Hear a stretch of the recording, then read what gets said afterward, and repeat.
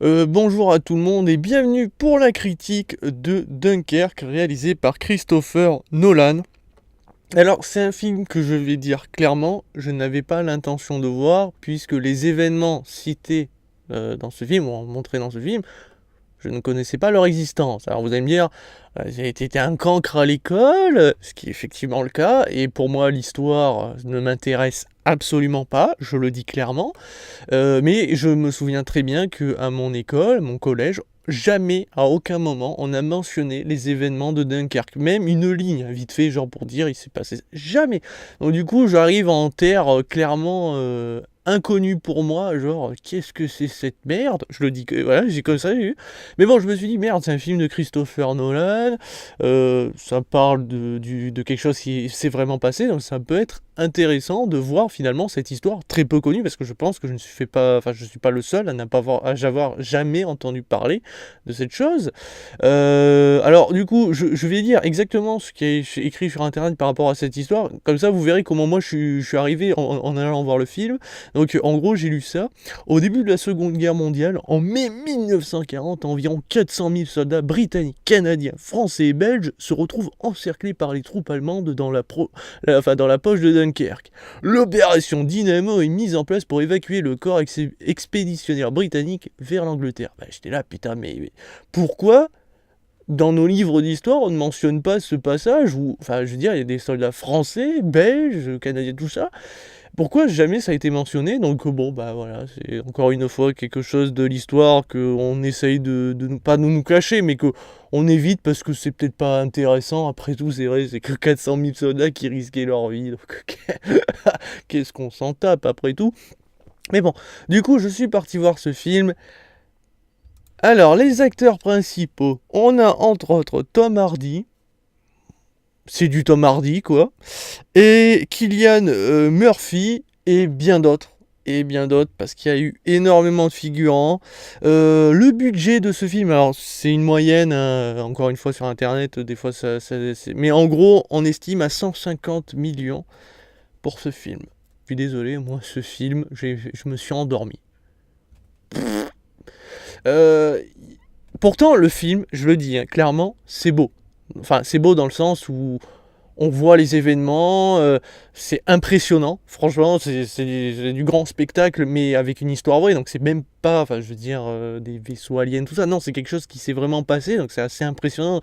On, on a envie d'être plongé, on a envie de s'inquiéter des gens qu'on voit, que ce soit les Britanniques ou n'importe qui, mais de tous, et tu te dis juste, mais ce glandu-là, celui-là, celui-là, mais qu'est-ce que je m'en fous qu'il crève en fait? Bon, d'une, parce qu'on sait plus ou moins après ce qui s'est passé derrière, tout ça, mais on n'est pas impliqué dans ce qu'on voit en fait. Moi, j'aime bien quand dans un film, on ait un ou deux persos, qu'on ait un peu de background, voilà, qu'on s'y attache un minimum pour qu'après, les événements qu'on voit tout autour aient un impact. Même si les gens que, par exemple, on voit un mec, voilà, on connaît son histoire, on nous montre quelques flashbacks en nous faisant comprendre pourquoi il est arrivé à cet endroit-là, est-ce qu'il a fait des choix avant, tout ça, tout ça. Et en fait, même si tous ses potes autour, on ne les connaît pas, on se dit juste, mais putain, mais c'est douloureux pour lui, enfin, il voit ses potes mourir, tout ça. Là, ça aurait eu un impact. Pour un exemple tout bête, Pearl Harbor, le film, on suit quand même deux frères. On suit peut-être, alors je sais plus si c'était des vraies personnes qui existaient vraiment dans la vraie vie, mais même on s'en foutait, c'est qu'on connaissait leur histoire, on a créé une histoire d'amour en plus, voilà. Mais il y avait quelque chose de fort, et du coup, ce qu'on voyait autour, même sur des personnages dont on s'en foutait parce qu'on ne les connaissait pas, mais il y avait un impact assez important, je trouve. Et là, ça manque d'impact. Si je suis désolé, mais je me suis assis, j'étais là. Bon, ben, c'est qui lui? Oh, bah, tu meurs? Oh, bah, c'est pas grave. Oh, toi, oh. Et du coup, le souci, c'est qu'on parle de quelque chose qui est très peu connu. La bataille de Dunkerque, c'est très peu connu pour quand même une grande partie du monde. Je suis désolé, mais moi, voilà. Et là, on pouvait faire quelque chose de dire, ben voilà, il y a eu ça. On va vous mettre un ou deux persos pour que vous vous y attachiez. Et on va vous montrer à quel point ça a été douloureux pour tous ces soldats qui ont peut-être survécu ou qui sont morts. Montrer quelque chose de dramatique, quelque chose de poignant, et je trouve que ça ne fonctionne pas, parce que on s'attache à personne. Enfin, moi, j'étais devant les gens, mais qu'est-ce que je m'en fous de toi? Mais t'es qui? Mais c'est quoi ton histoire? Pourquoi tu es là? Je veux dire, oui, il y a des soldats là, mais ils sont pas tous là de leur plein gré. Et voilà. Alors c'est bien beau de nous dire que ce film a été tourné par exemple avec de vrais bateaux, parce qu'apparemment c'est... Alors je remercie d'ailleurs la critique de Durandal pour confirmer tout ceci, parce que j'avais cherché sur internet, mais oui, Nolan a utilisé de vrais bateaux, tout ça, pour que genre ça fasse plus réaliste. Mais oui, mais le bateau lui il est peut-être réaliste, mais ce qu'on voit autour, on ne sait pas si ça l'est, puisque... on voit juste des soldats mourir comme dans un film de guerre les plus lambda, même si c'est pas un film de guerre sur des événements réels, ça fait le même impact du coup. Donc t'es là, tu regardes des gens mourir ou vivre, les voir se torturer, essayer de survivre du mieux qu'ils peuvent, trouver des solutions, comme dans un film lambda, d'une histoire lambda. Alors que là, techniquement, on vit une histoire qui a existé. Et moi, je le ressens pas. Du coup, j'ai pas pu rentrer dans le film.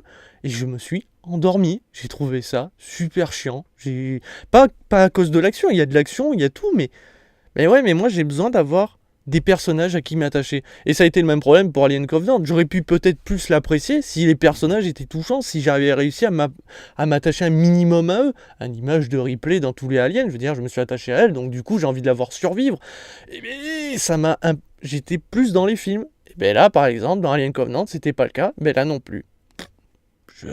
Et pourtant, il y a de bonnes idées, bon, en même temps, c'est pas trop saoulé, il a repris l'histoire et il a fait construire son film dessus, mais quand même, je veux dire, il y a pas mal de choses impressionnantes à voir, je suis sûr qu'il y en a qui vont passer un très bon moment et frissonner pour ces soldats inconnus au bataillon, mais moi j'étais là, vivement que ça soit la fin, parce que là c'est pas bon, enfin je n'arrive pas à rentrer dans le film, et c'est quand même assez douloureux, parce que je trouve que Nolan a du potentiel, c'est un gros réalisateur quand même, et là il m'offre un film, mais totalement, mais ça n'a rien, enfin je veux dire, autant ouvrir un bouquin qui retrace les événements de Dunkerque et le lire.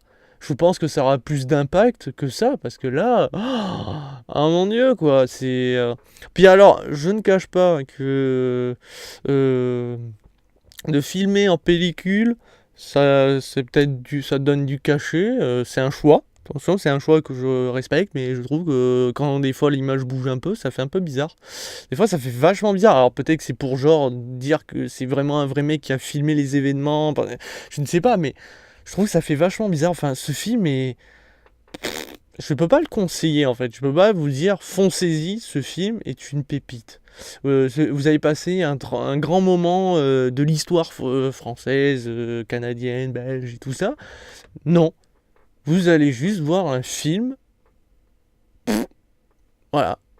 Et c'est tout. Et moi, ça me pose un petit peu de problème, parce que j'ai besoin d'avoir quand même un peu de consistance, d'avoir quelque chose qui me permet de rentrer dans le film, qui me permet de voir, quand je vois une personne mourir, de me dire ah, putain, c'est triste pour lui, ou triste pour la personne qui voit cette personne mourir, tout ça. Non, je vois juste un groupe de figurants se faire péter la tronche, tenter de survivre. Voilà. Rien de plus, quoi, finalement. Et du coup, pour moi, l'histoire de Dunkerque, elle est comme la première fois. Rien à foutre, en fait. C'est triste, mais c'est comme ça que je vois le truc, c'est qu'en fait, ce film ne rend pas du tout hommage à cet événement. Et c'est un peu dommage. Mais bon, après, je peux comprendre qu'il y en a qui ont réussi à apprécier ce film. Mais voilà, pour ma part, j'ai pas grand-chose à dire dessus. Ce film n'est pas agréable pour moi.